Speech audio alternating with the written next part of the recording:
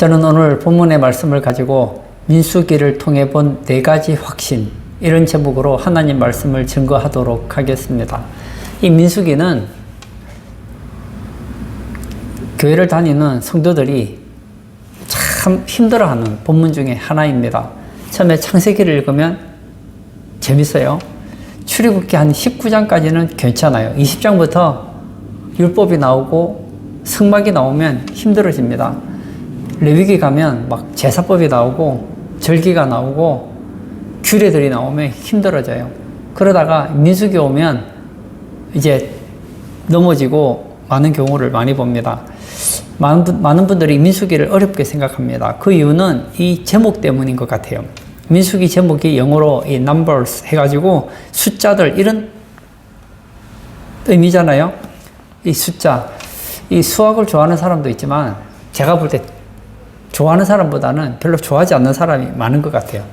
책 제목이 숫자예요, 숫자. 백성의 숫자.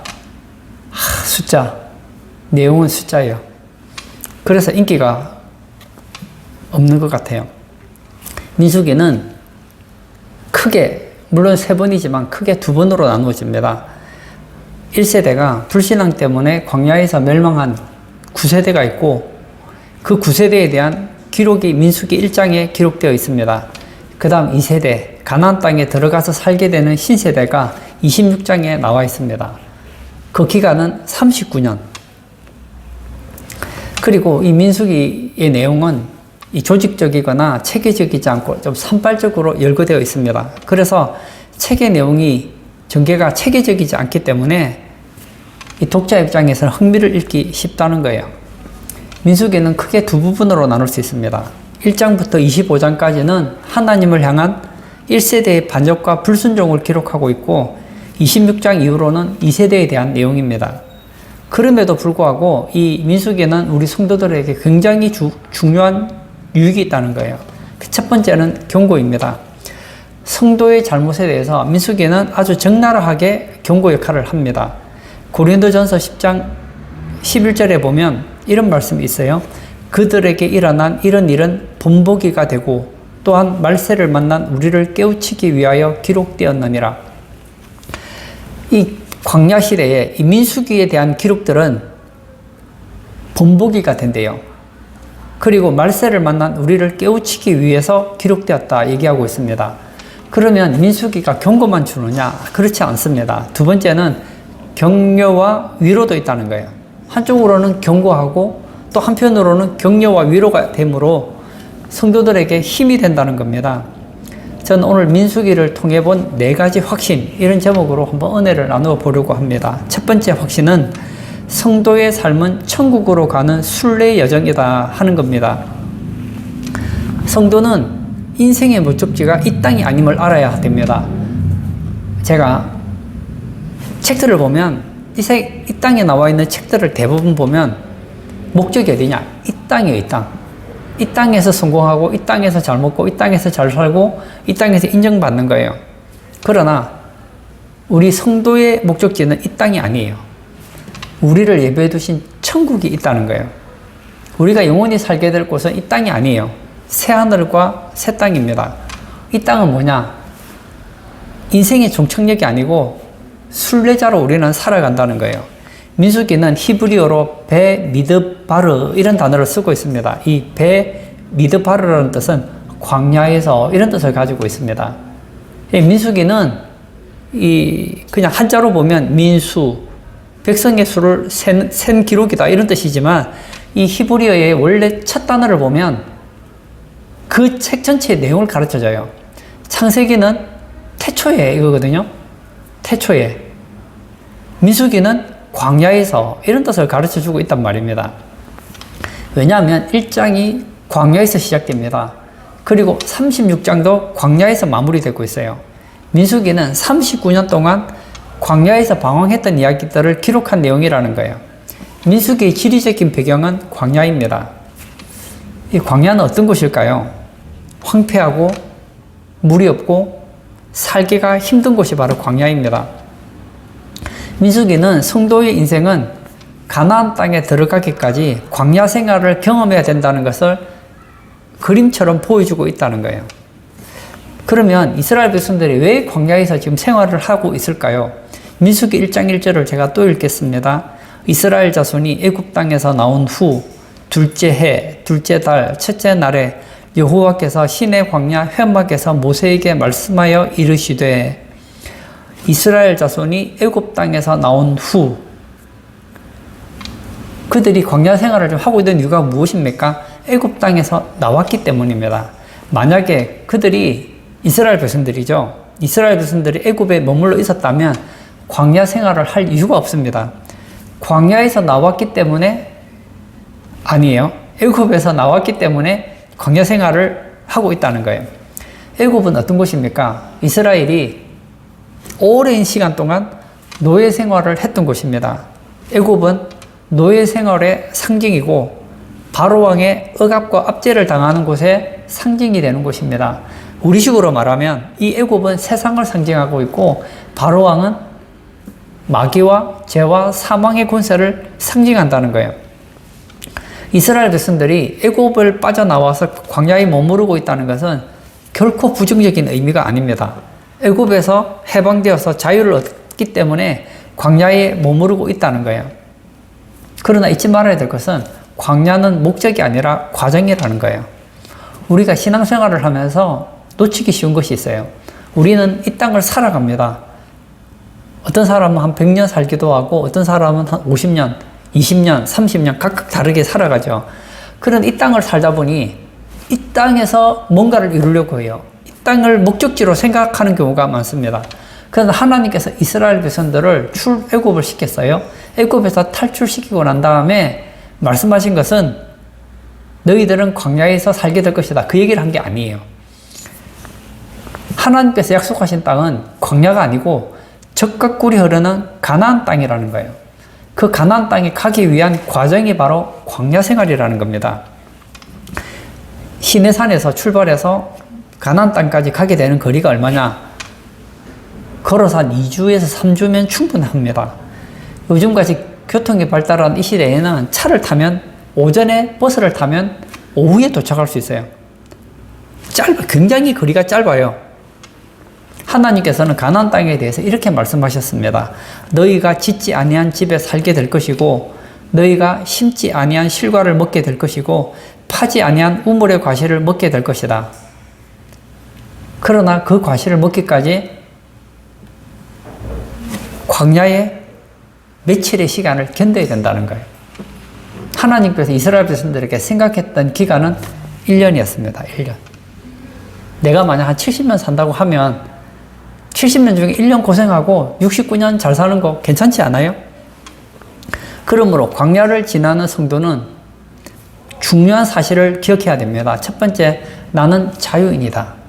나는 애굽에서 노예 생활하는 사람이 아니라 자유인이다.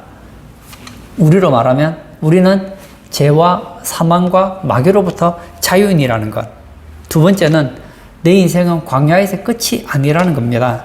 내 인생은 광야가 끝이 아니라 가나안 땅, 가나안 복지에 들어가게 될 것이라는 거예요. 그러므로 광야 생활을 할 때 낙심할 필요가 없다는 겁니다. 여러분 여행을 해보셨는지 모르겠는데 저는 그렇게 여행을 좋아하지는 않아요. 근데 여행하는 사람들의 얘기를 들어보면 여행을 하다 보면 험한 집에서 자기도 하고 어떨 때는 밖에서 자기도 하고 또 음식이 없어서 배고프기도 하고 그리고 음식이 맞지 않아서 또 고생하기도 하고 그런 일들이 있잖아요. 하지만 사람들은 그걸 그렇게 문제 삼지 않습니다. 왜냐? 그것은 과정이기 때문입니다. 베드로전서 2장 11절에 보면 사랑하는 자들아 거류민과 나그네 같은 너희를 권하노니 영혼을 거슬러 싸우는 육체의 정욕을 제어하라. 베드로 사도는 이렇게 얘기합니다. 사랑하는 자들아 거류민과 나그네 같은 너희라고 얘기하고 있습니다. 우리는 누구라고요? 우리는 나그네라는 거예요. 우리는 지금 천성을 향해 가는 나그네들입니다.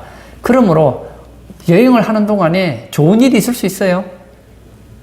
나쁜 일이 있을 수도 있어요. 그러나 이건 뭐라고요? 과정이지 목적이 아니라는 겁니다. 근데 이스라엘 백성들은 조금만 어려움이 닥치면 이제 민수기를 우리가 보겠지요. 민수기를 보면 조금만 어려우면 어디로 가자고 합니까? 다시 애굽으로 가자 그럽니다. 애굽이 좋았던가 봐요. 근데 사실은 애굽에서 매 맞고 죽도록 일한 것 외에 애굽에서 그렇게 소망되는 것은 없거든요. 근데 이상하게 사람이 힘들면 애굽을 그리워한다고요. 나빴던 기억은 잘 없는 것 같아요. 예수 믿고 구원받고 우리는 하나님이 약속하신 그 가나안 복지, 젖과 꿀이 흐르는 삶을 향해 가고 있는데 가는 동안 조금만 어려움이 생기면 어떤 생각이 드느냐? 야, 예수 믿지 않을 때가 좋았다. 그래도 내가 내 마음대로 할 때가 좋았다. 그게 아니라니까요. 두 번째 확신.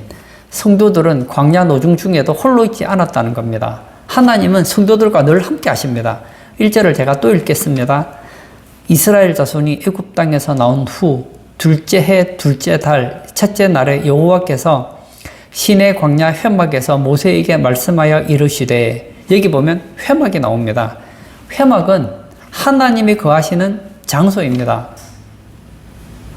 하나님께서 이스라엘 백성과 함께 거하시는 하나의 텐트예요, 텐트.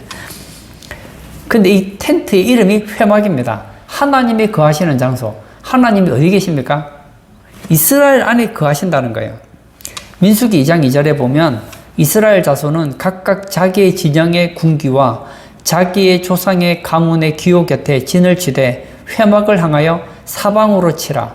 이스라엘 자손들이 진을 칠 때에 어떻게 진을 치느냐면 회막을 향하여서 동서남북으로 치게 된다는 거예요.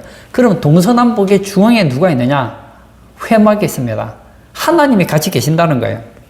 그리고 하나님이 그들과 함께 계시는 징조로서 하늘에는 뭐가 있느냐? 구름 기둥과 불 기둥이 따라다녔다는 거예요. 광야 생활 동안 이스라엘 백성들은 앞으로 험한 일을 만나게 될 거예요. 어떨 때는 물이 없어서, 먹을 양식이 없어서 또 전쟁도 하게 될 것이고 불편할 겁니다. 한번 여러분 생각해 보세요. 여러분 광야에서 1년 동안 산다고 한번 생각해 보세요. 광야에 뭐 물이 있기를 합니까? 우리나라처럼 이렇게 좋은 환경에서 살다가 광야에서 1년 살아라고 하면 아마 힘들걸요? 세수하려고 하는데 세수할 물이 어디 있어요? 머리 한 달만 안 감아보세요. 가려워서 못 견딜걸요? 아침부터 저녁까지 모래바람을 맞았어요. 잘 때 개운하게 샤워 한번 하고 비누칠하고 싶은데 샤워를 어떻게 합니까? 물이 없는데, 마실 물도 없는데 어떻게 샤워를 해요? 발에 먼지가 있죠. 막 모래가 있죠. 그렇게 1년을 살아야 돼요. 분명히 불편합니다. 하지만 하나님께서는 이스라엘 백성들과 함께 해주신다는 거예요. 그러므로 우리는 없는 것 때문에 낙심할 것이 아니고 내게 있는 것 때문에 감사해야 됩니다. 원래 우리는 하나님과 관계할 수 없는 사람들이었어요. 이스라엘 백성들 외에 하나님께서 함께 하신 민족이 어디 있습니까? 없잖아요. 아들을 낳으리니 그 이름을 임마누엘이라 하리라 하셨으니 이를 번역한 즉 하나님이 우리와 함께 계시다 함이라. 예수님 믿으니까 하나님이 우리와 함께 계시다는 거 아니겠습니까?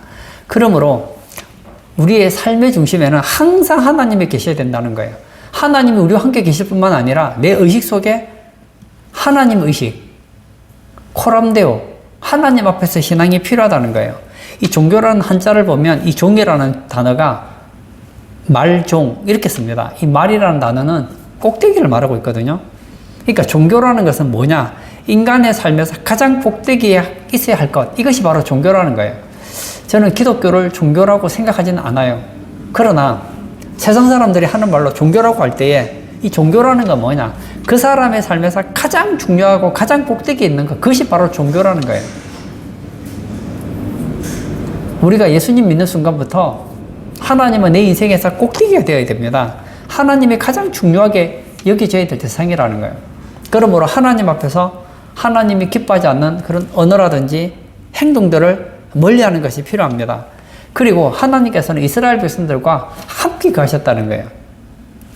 주기도문에 이런 말이 있죠. 하늘에 계신 나의 아버지여. 이게 아닙니다. 하늘에 계신 우리 아버지. 이렇게 시작하잖아요. 하나님은 공동체로 계신다는 거예요. 신앙생활은 나 혼자 할 수 없습니다. 공동체적으로 해야 된다는 거예요. 하나님은 나 혼자만 신앙생활 하기를 원하지 않아요. 오늘날 보면 이 가난한 교인들이 있습니다. 나 교회 안 나가. 나는 혼자 신앙생활 할 거야. 그게 좋은 게 아니에요. 하나님은 함께 신앙생활 하기를 원한다는 겁니다. 신약 성경에서 예수님께서 이렇게 말씀하셨습니다. 마태복음 28장 20절에 내가 세상 끝날까지 너희와 항상 함께 있으리라 하시니라. 우리와 항상 함께 있겠대요. 요한복음 14장 16절에도 내가 아버지께 구하겠으니 그가 또 다른 보혜사를 너희에게 주사 영원토록 너희와 함께 있게 하리니. 하나님께서 함께 계시겠다는 거예요. 그러므로 올 한 해 하나님은 우리와 함께 계십니다. 안 계시는 건 아니에요. 우리가 하나님이 늘 나와 함께 한다는 의식을 가지고 하나님과 교제하고 하나님 사랑받고 은혜받고, 에녹이 300년 동안 하나님과 동행하며 교제했던 것처럼 그렇게 하나님과 깊은 교제하는 우리 성도님 되시기를 축복합니다. 세 번째 확신은 성도들이라도 불신앙과 반역을 하면 징벌을 받는다는 거예요. 자, 우리 고린도전서 10장을 한번 찾아보겠습니다. 10장 7절. 여기 보면 이스라엘 백성들이 저지른 악 4가지가 나오고 있습니다. 첫 번째는 우상숭배 죄입니다. 7절을 제가 읽겠습니다. 그들 가운데 어떤 사람들과 같이 너희는 우상숭배하는 자가 되지 말라. 기록된 바 백성이 앉아서 먹고 마시며 일어나서 뛰논다 함과 같으니라. 이 출애굽기 32장에 보면 모세가 시내산에 올라가서 하나님의 율법을 받으러 가죠. 그 사이에 백성들이 금송아지를 만들어 놓고 이 금송아지가 애굽에서 우리를 인도한 신이다 하고 춤추고 즐기고 놀았습니다. 모세가 십계명의 2 돌비를 받아가지고 내려와서 그 광경을 보고 어떻게 합니까? 돌비를 깨뜨려 버리죠. 그리고 레위인들에게 칼을 차고 우상숭배자를 처단하라고 합니다. 그래서 이 사건으로 몇 명이 죽느냐? 3,000명이 죽어요. 우상숭배하면 하나님의 징벌이 있습니다. 그러므로 우리는 우상을 섬기지도 말고 우상 앞에 절하지도 말아야 된다는 거예요. 두 번째는 간음죄입니다. 8절 제가 또 읽겠습니다. 그들 중에 어떤 사람들이 음행하다가 하루에 23,000명이 죽었나니 우리는 그들과 같이 음행하지 말자. 여기 보면 음행이 나오는데 민수기 25장에 보면 모압의 이방 여인들이 이스라엘 남자들을 미혹을 합니다. 이 바알신의 제사회가 있는데 거기에는 성접대를 하는 흥미로운 축제도 벌렸습니다. 그 이스라엘 남자들 중에 상당히 많은 사람들이 이 유혹을 이기지 못하고 간음죄를 저지르게 됩니다. 그때 하나님께서 진노하셔서 23,000명이 죽게 되는 그런 징벌을 받게 되더라는 거예요.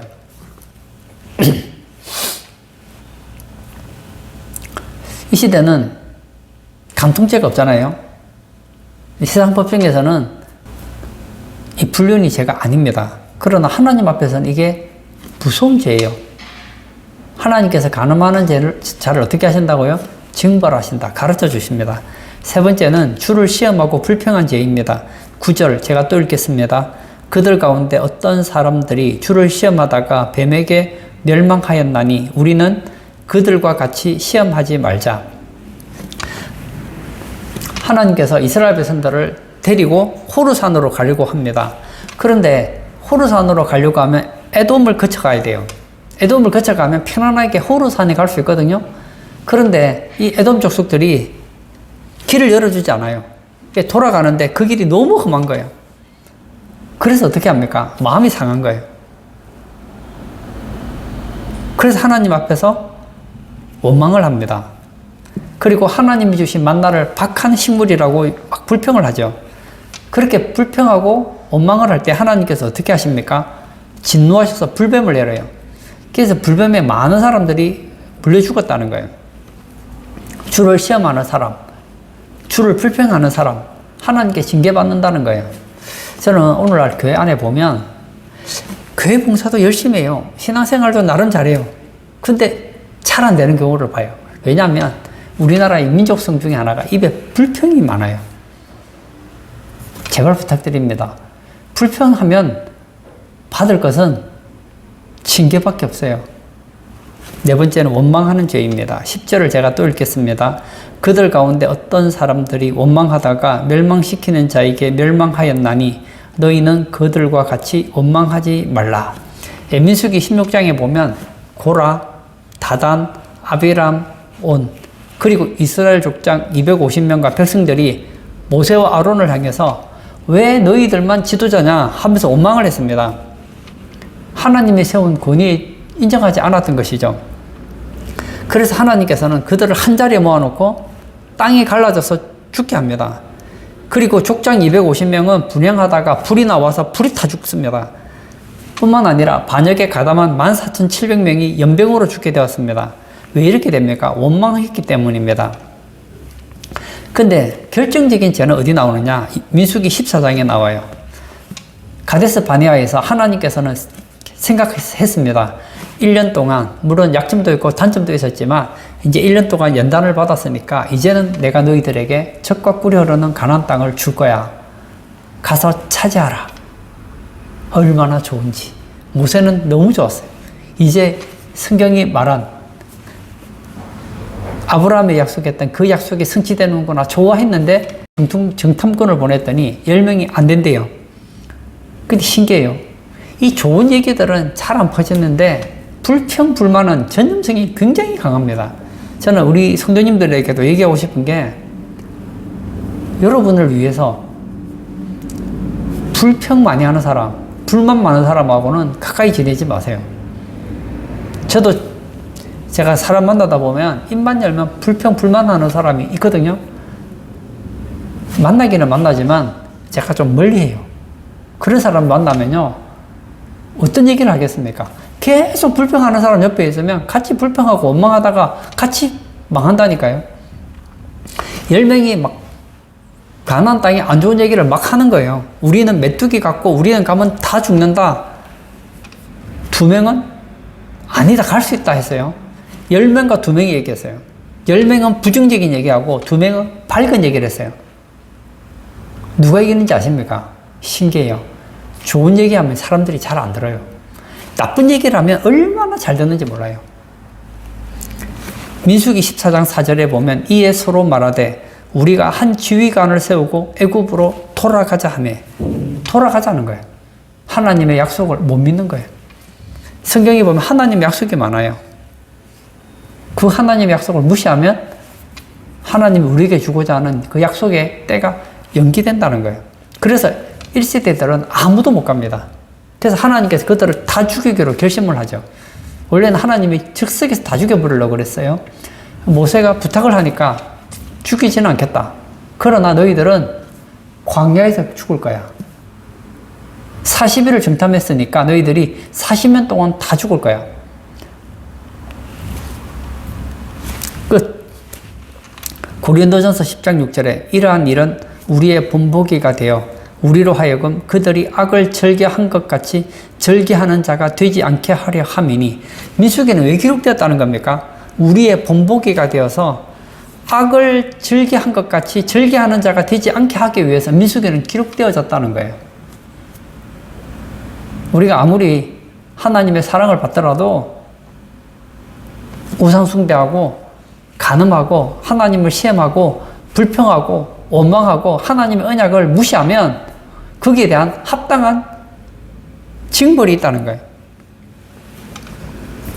그러므로 이 민수기를 통해서 좋은 것은 받아들이고 나쁜 것은 끊어버리시는 우리 성도님 되시기를 부탁드립니다. 네 번째 확신, 성도에게 약속의 땅을 주신다는 언약은 반드시 실현된다는 거예요. 하나님의 약속은 반드시 실현됩니다.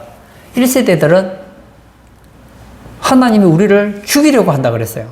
하나님의 언약을 무시했습니다. 그래서 그들은 못 들어갔지만 2세대들은 가나안 땅에 들어가게 됩니다. 왜죠? 하나님의 약속을 지키시기 때문입니다. 사실은 그들은 하나님께 10번 반역했다고 했습니다. 이 열이라는 숫자는 숫자 10번이라기보다는 이거 만수거든요. 하나님이 볼 때 엄청나게 불평을 많이 했다는 거예요. 보세요. 하나님께 불평하다가 불뱀에 물려 죽어갈 때 하나님께서 내버려 뒀으면 다 물려 죽는 거예요. 불뱀이 어디서 왔는지. 그런데 구리뱀을 달아서 살려줘요. 뿐만 아닙니다. 이 광야에는 이 발람이라고 하는 아주 거짓 선지자가 있는데 이 발락이라는 모압의 왕, 이 발락이 발람 선지자를 데리고 와서 이스라엘을 저주하려고 합니다. 3번이나 저주하려고 했는데 하나님께서 저주를 못하게 합니다. 하나님은 시건치 않아요. 창세기 15장 18절에 그날에 여호와께서 아브람과 더불어 언약을 세워 이르시되 내가 이 땅을 애굽 강에서부터 그 큰 강 유브라데까지 내 자손에게 주노니 줬습니까? 안 줬습니까? 여호수아 보면 알잖아요. 주시더라는 거예요. 결론을 짓고자 합니다. 한번 성경을 보세요. 성경을 볼 때 이스라엘 역사다 이렇게 보지 말고 여러분의 경고로서 한번 보세요. 보면 민수기는 우리에게 참 많은 교훈을 보여줍니다. 하나님의 언약을 믿는 사람에게는 하나님께서 언약에 신실하세요. 그러나 하나님의 언약을 무시하는 자는 하나님께서 그 언약을 미루신다고요. 민수기는 우리에게 많은 교훈을 줍니다. 저는 오늘 본문에서 여러 가지 얘기들이 많지만 저는 4가지 확신, 민수기를 통해 본 4가지 확신에 대해서 말씀을 드렸습니다. 우리가 예수님 믿는 순간 하나님은 우리와 함께 계신다. 이 확신을 저는 우리 성도님들이 꼭 좀 가지시기를 바랍니다. 하나님이 우리와 함께 계신다는 것이 얼마나 좋은지 몰라요. 제가 어릴 때 어두운 밤길을 걸어가면 무섭잖아요. 남자지만 무섭잖아요. 그런데 아버지랑 같이 그 어두운 밤길을 걸어가면 무섭지가 않아요. 지금 생각해 보니까 아버지가 만약에 깡패가 한 10명 나타났다. 아버지가 무슨 수로 너를 지켜주겠어요. 근데 어린 마음에 왠지 아버지만 있으면 겁이 없는 거예요. 그리고 제가 어릴 때 제 여동생이 있었어요. 여동생이 어디 가면 꼭 나를 데리고 가요. 오빠 같이 가 이러는 거예요. 그러면 저보다 몇 살 어린 동생을 데리고 제가 가요. 밤에 가면 제가 무서울까요? 안 무서울까요? 무섭지요. 무서운데 제 동생은 제가 같이 가니까 안 무서운가 봐요. 막 깔깔깔 웃으면서 가요. 저는 무서웠어요. 솔직히 말하면. 나쁜 사람 나타나면 저는 동생을 지켜줄 능력이 없는데 동생도 어리고 나도 어린데 몇 살 많은 오빠가 같이 간다는 이유로 그렇게 당당하더라고요. 우린 이 광야 같은 인생을 살아갑니다. 살아가는 동안 좋은 일도 만나고 나쁜 일도 만납니다. 그러나 여러분 잊지 마십시오. 우리는 나그네지 광야가 종착역이 아니에요. 하나님께서 우리에게 주고 싶은 복이 있어요. 은혜가 있습니다. 어렵고 힘들 때가 있죠. 그때에 환경을 보지 마세요. 하나님을 보세요. 하나님은 임마누엘 되셔요. 하나님을 보지 못하고 환경을 보면 이스라엘 백성들처럼 불평하고 원망하다가 징계받는 거예요. 그러나 하나님을 바라보고 하나님의 언약을 붙잡으면 하나님께서 이스라엘 백성들이 약속하셨던 젖과 꿀이 흐르는 가나안 땅을 주신다는 거예요. 저는 우리 성도님들이 이 땅에서 하나님의 언약하신 그 복들을 누리고 천국에서 영원한 칭찬받는 언약의 주인공 되시기를 주의 이름으로 축복합니다. 아멘. 이 시간 한번 같이 기도하기를 원합니다. 이 민수기의 단어의 뜻은 광야에서예요. 우리는 광야 같은 세상을 살아갑니다. 이 세상을 살아가면서 항상 좋은 일만 있기를 기대하지 마십시오. 광야에서 좋은 일만 있기를 바라는 것은 기대일 뿐이지 현실이 아니에요. 광야 같은 인생을 살아가면 힘들 수도 있습니다. 그러나 두려워할 필요가 없는 것은 하나님이 함께 계시기 때문입니다. 하나님께서 이스라엘 백성들과 함께하는 가운데서 물이 떨어질 때도 있습니다. 먹을 것이 없을 때도 있었습니다. 그러나 그들은 걱정할 필요가 없어요. 물이 없으면 반석에서 물이 나와요. 먹을 것이 없으면 만나가 있고 메추라기를 줍니다. 원수를 만날 때도 있습니다. 그러나 하나님께서 원수를 이기게 해주신다는 거예요. 문제가 없는 것이 아니라 하나님이 함께 하시니까 문제를 극복할 수 있게 되더라는 거예요.